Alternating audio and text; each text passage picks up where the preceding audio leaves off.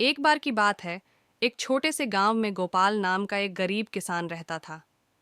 गोपाल बहुत ईमानदार और मेहनती था, लेकिन उसकी फसलें हमेशा खराब हो जाती थीं, जिससे वह हमेशा परेशान रहता था।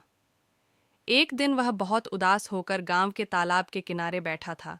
तभी एक बूढ़ा साधु वहां आया। साधु ने गोपाल की परेशानी देखी और पूछा, बेटा, तुम इतने दुखी क्यों हो? गोपाल ने अपनी सारी समस्या साधु को बता दी। साधु ने मुस्कुराते हुए कहा, तुम्हारी मेहनत में कोई कमी नहीं है, लेकिन तुम्हें धैर्य और बुद्धिमानी से काम लेना होगा। मैं तुम्हें एक रहस्य बताता हूँ।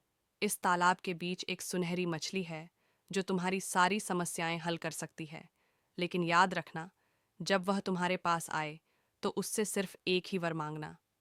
गोपाल को साधु की बातों पर विश्वास नहीं हुआ, लेकिन उसने सोचा कि कोशिश करने में क्या हर्ज है। अगले दिन वह तालाब के पास गया और अपनी किस्मत आजमाने के लिए मछली को बुलाने लगा।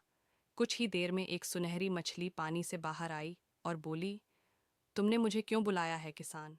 गोपाल आश्चर्यचकित हो गया, लेकिन उसने साधु की बात याद करते हुए मछली से कहा, मेरे खेतों में अच्छी फसल हो, बस यही मेरा एकमात्र वर है। मछली ने उसकी बात सुनी और कहा, तुम्हारी इच्छा पूरी होगी। और फिर वह गायब हो गई। अगले कुछ दिनों में गोपाल के खेतों में लहलहाती फसलें उगाईं। गांव के लोग भी हैरान थे कि कैसे गोपाल के खेतों में इतनी अच्छी फसल हो रही थी।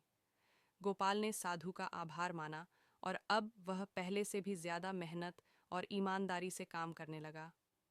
उसकी समझ में आ गया था कि वरदान सिर्फ तब काम आते हैं जब हम खुद भी मेहनत करें।